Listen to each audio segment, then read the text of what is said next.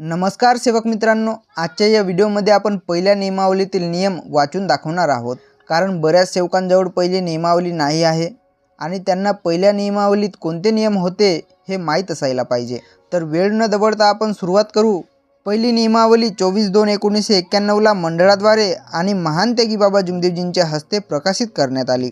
हा पहिल्या नियमावलीचा पहिला पान आहे, ज्यात मंडळाचा लोगो, नियमावलीचा नाव, बाबाची प्रतिमा आणि प्रकाशक म्हणून मंडळाचा नाव आहे। पहिल्या नियमावली पुस्तकाचा नाव मानव धर्म शिकवण होता आणि 1997 च्या दुसऱ्या आवृत्तीपासून त्या पुस्तकाचा नाव सेवक मार्गदर्शिका व नियमावली असे ठेवण्यात आले। नंतर दुसऱ्या पेजवर प्रकाशक, मुद्रक आणि या पुस्तकाची किंमत लिहिली आहे। पहिले ही पुस्तक 1 रुपयाला भेटायची, नंतर सकाळची विनंती, सायंकाळची प्रार्थना, नंतर हवनविधी आणि त्यानंतर मार्गातील सेवकांकरिता नियम सुरू होतात। त्यातील पहिला नियम, कोणत्याही मंदिरात किंवा तीर्थस्थानावर कोणत्याही देवाला नमस्कार करू नये। दुसरा नियम, अनेक वाल्याकडे गेल्यास त्यांनी केलेल्या पूजेला नमस्कार करू नये, आरती घेऊ नये आणि दुःखाला पात्र होऊ नये, त्यांच्याकडे फक्त जेवण घ्यावे।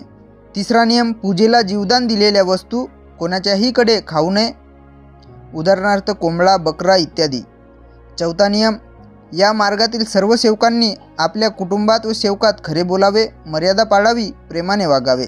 पाचवा नियम, मठाधिपतीने निर्माण केलेल्या सर्व संस्थांशी खरे व्यवहार करावे। सहावा नियम, सेवकांनी महान त्यागी बाबा जुमदेवजी तसेच इतर सेवकांना दिलेल्या वचनाचे, शब्दाचे परिपूर्ण पालन करावे, अन्यथा शब्द देऊ नये। सातवा नियम, आपल्या कुटुंबात व जीवनात कोणत्याही प्रकारची जुनी भावना येऊ देऊ नये, यावर कर्त्या पुरुषाने लक्ष ठेवावे आणि दुःख आल्यास त्याने त्याची पूर्ण छानबीन करावी। कारण बाबांचे असे लक्षात आले की सेवक भावना उत्पन्न करून दुःख आणतात। आठवा नियम, घरात कुणी दारू पिऊन आला तर त्याला प्रथमच घरात घेऊ नये, परंतु अचानक आल्यास आणि लक्षात आल्यास त्याला काहीही खाण्यास किंवा पिण्यास देऊ नये व त्याला घराबाहेर जाण्यास सांगावे। घरासमोर दारू पिऊन येऊ नये अशी पाटी लावावी। नववा नियम, शारीरिक दुःख आल्यास भगवंताला समोर ठेवून डॉक्टरी उपचार करावेत। 10वा नियम, मार्गात आल्यावर त्यागातील कार्यात काही चुका होतात, त्यामुळे संपूर्ण दुःख दूर होत नाही किंवा त्याला सारखी दुःखे येतात। आर्थिक अडचणी निर्माण होतात, त्यामुळे त्याचे कार्य सफल झाले नाही हे समजून पुन्हा 11 दिवसाचे साधे कार्य घ्यावे, त्यानंतर 41 दिवसाचे त्यागाचे कार्य घ्यावे। 11वा नियम, ज्या सेवकाकडून प्रथम मार्ग घेतला असेल त्याच सेवकाकडे जाऊन आपले दुःख सांगावे आणि त्याच्याकडूनच मार्ग घ्यावे, शक्यतोवर दुसऱ्याकडे जाऊ नये। 12वा नियम, कोणालाही दुःख झाल्यास आपले दुःख, अडचण, स्वतःची चूक लक्षात आणून स्वतःचे दुःख दूर करावे। सेवकांसमोर एकाएकी दुःख सांगू नये। जर दुःख दूर होत नसेल तर ज्यांच्याकडून मार्ग घेतला असेल त्यांच्याकडे मार्गदर्शनाकरिता जावे। 13वा नियम, कुटुंबात जर कोणी व्यसन करायला सुरुवात केली तर त्याला कुटुंबात ठेवू नये, अन्यथा मार्गाच्या बाहेर व्हावे। तसेच त्या सेवकाला इतर सेवकांनी आपल्या कार्यात ठेवू नये। इतकेच नव्हे तर त्यांच्याशी संबंध विच्छेद करावा। अशा सेवकांविषयी मार्ग देणाऱ्या सेवकांजवळ किंवा मठाधिपतींजवळ शिफारस घेऊन आलेल्या सेवकात जर आपत्ती आली तर तो सेवक स्वतः जिम्मेदार राहील। 14वा नियम, सेवकाच्या कुटुंबावर आपत्ती आली किंवा सेवकास देवाज्ञा झाली असता कोणत्याही सेवकाने त्यास सहकार्य केले तर त्याचा मोबदला घेऊ नये, निष्काम कार्य करावे। 15वा नियम, सहकार्यकर्त्यांनी आपले चरित्र सांभाळून एखाद्याच्या कुटुंबात एकट्याने जाऊ नये, जेणेकरून दुसऱ्यास शंका येईल। निष्काम भावनेने कार्य केल्यास दुसऱ्या सेवकाने काही शंकाशुंका केली तर त्याने पुराव्यासहित ती शंका दूर करावी।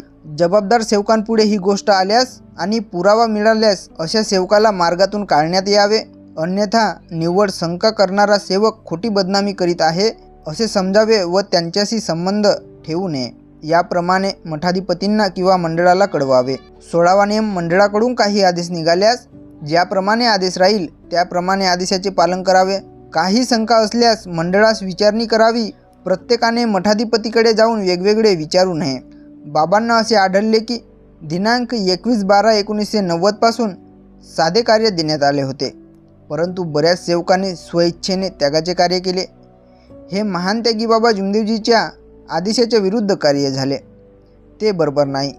यावर सेवकांवर आपत्ती आल्यास तेच सेवक जबाबदार राहतील। कोणत्याही सेवकाने त्याची अडचण ऐकू नये, कारण मंडळाकडून निघणारे आदेश बाबांच्या आदेशानुसारच निघतात। 17वा नियम, सेवकाचे साधे कार्य सुरू असताना इतर सेवकाकडे हवनाला गेल्यास हवनात बसून आहुती टाकू नये. फक्त प्रसाद व जेवण घ्यावे.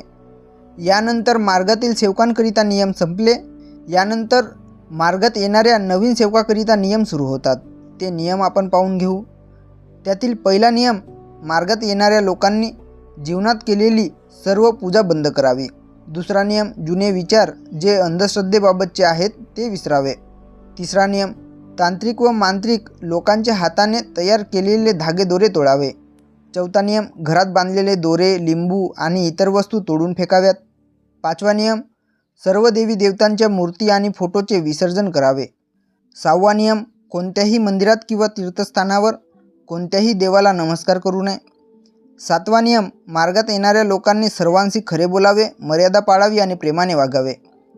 आठवा नियम, महान त्यागी बाबा जुमदेवजींनी निर्माण केलेल्या सर्व संस्थांशी खरे व्यवहार करावे. नववा नियम, कोणत्याही प्रकारचे वाईट व्यसन जे मानवी जीवनाला खाली उतरवितात ते संपूर्ण आयुष्यात बंद करावे. उदाहरणार्थ दारू, जुवा, सट्टा, लॉटरी, कोंबड्याची काती, पटाची होड इत्यादी. तसेच नवीन पिढीला या मार्गाची शिकवण वडील लोकांनी द्यावी.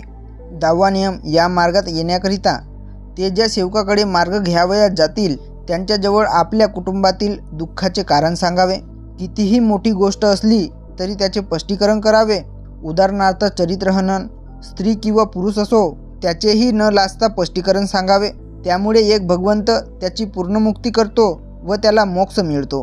त्याने जर कोणतीही गोष्ट लपवून ठेवली तर मार्गात आल्यावरही दुःख येतात आणि मार्गाचा पूर्णपणे लाभ मिळत नाही. 11वा नियम, मार्गात येणाऱ्या प्रमुखांनी आपल्या कुटुंबाचे एकमत करावे व मार्गाची रूपरेषा सर्वांना समजावून सांगावी. 12वा नियम, सेवकांनी मार्गदर्शन केल्याप्रमाणे कार्य घडवावे. 13वा नियम, नवीन येणाऱ्या सेवकाला परमेश्वरी कृपेचा अनुभव मिळाल्यानंतर जीवनात कोणत्याही प्रकारची भावना मनात उत्पन्न करू नये. मरे या जिये भगवत नाम पर या तत्वाप्रमाणे जीवनात ध्येयाने एकच भगवंत मानावा. 14वा नियम, शारीरिक दुःख आल्यास भगवंताला समोर ठेवून डॉक्टरी उपचार करावे. 15वा नियम, बाबांनी दिलेल्या शिकवणीचे तंतोतंत पालन करावे. 16वा नियम, 42 दिवसाचे त्यागाचे कार्य पूर्ण झाल्यावर 9 महिने 9 हवने करावी लागतात. अशा वेळेस समाप्तीच्या हवनाची तारीख सोडून दुसरी कोणतीही तारीख निश्चित करून त्याच तारखेवर प्रत्येक महिन्यात हवन करावे.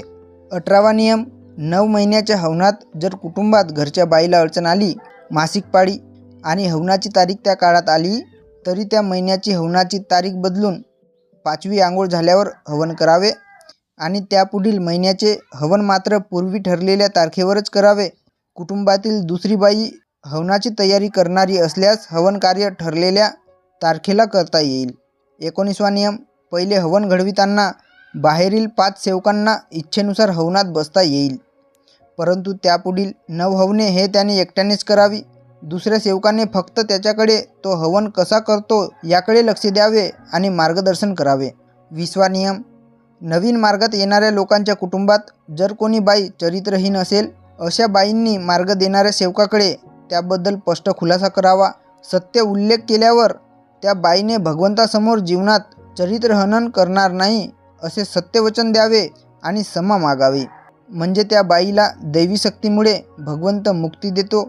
सत्यवचन आणि क्षमा मागितल्याशिवाय त्या कुटुंबाला मार्ग घेता येणार नाही. 21वा नियम, साधे किंवा त्यागाचे कार्य सुरू असताना त्या कुटुंबातील बाईची मासिक पाळी आल्यास तिला कार्यात बसता येणार नाही. 5वी आंघोळ झाल्यावरच कार्यात बसावे, परंतु जर घरात कोणी करणारे नसतील तर घरात वापरता येईल. आता मार्गात येणाऱ्या नवीन सेवकाकरिता नियम संपले. आता मार्ग देणाऱ्या सेवकांकरिता नियम सुरू झाले.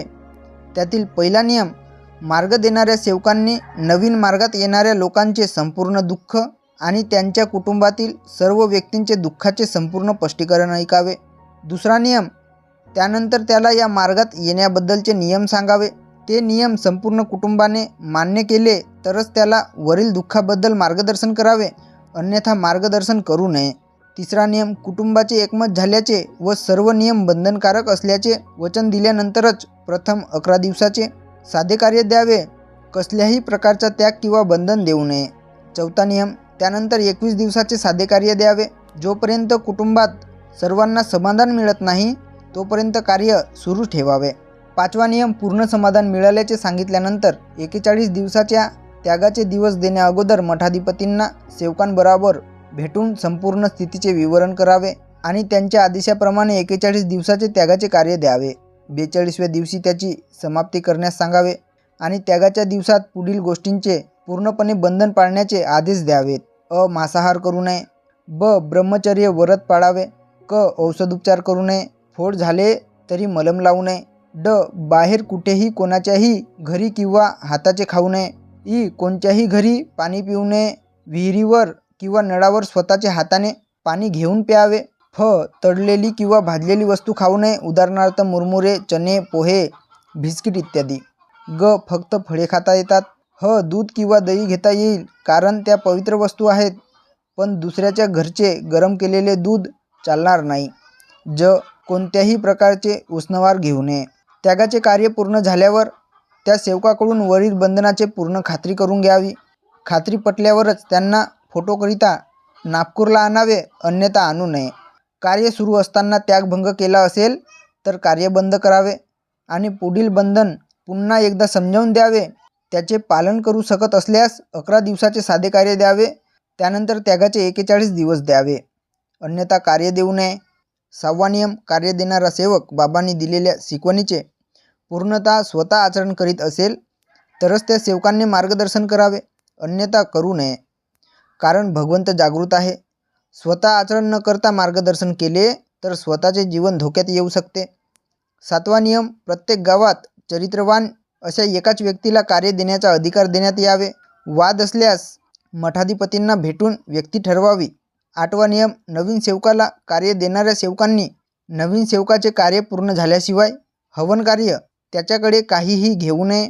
हवन कार्य झाल्यानंतर चहा, पाणी, सुपारी, भोजन घेता येईल. निष्काम भावनेने कार्य द्यावे. यानंतर मार्ग देणाऱ्या सेवकांकरिता नियम संपले. आता मार्गात येणाऱ्या महारोगांकरिता नियम सुरू झाले. या मार्गात येणाऱ्या महारोगी कोड असलेल्या लोकांनी प्रथम फोटो काढून तो परमपूज्य परमात्मा एक सेवक मंडळ नागपूरच्या भवनात आणून द्यावा. नंतर मार्ग देणाऱ्याने त्यास मार्गदर्शन करावे. मार्गात आल्यावर त्याची पूर्ण सुधारणा झाल्यानंतर पुन्हा फोटो काढून आणून द्यावा. त्यानंतर त्याला 41 दिवसाचे त्यागाचे कार्य द्यावे. महारोगी, कोड किंवा लकवा असलेल्या लोकांना साध्या कार्यातसुद्धा खालील बंधने द्यावीत. पहिला, ब्रह्मचर्य व्रत पालन करणे. दुसरा, मांसाहार करू नये. तिसरा, तळलेली पदार्थ खाऊ नये. चौथा, राग आणू नये. जोपर्यंत पूर्णपणे सुधारणा होत नाही तोपर्यंत 3 महिने, 6 महिने, 1.25 वर्षापर्यंतचे वरील बंधनाचे त्यागाचे कार्य द्यावे. पूर्ण सुधारणा झाल्याशिवाय पक्के कार्य देऊ नये. परिस्थिती पाहून मार्गदर्शन करावे. 3 ते 5 वर्षापर्यंत कार्य देत जावे. आता मार्गात येणाऱ्या महारोग्यांकरिता नियम संपले. आता समोरच्या पेजवर महान त्यागी बाबा जुमदेवजींचे उपदेश आहे आणि त्याच्या समोरच्या पेजवर मार्गाचा उद्देश लिहिला आहे. यानंतर ही नियमावली संपली, म्हणून या व्हिडिओला येथेच थांबवू. सर्वांना माझा नमस्कार.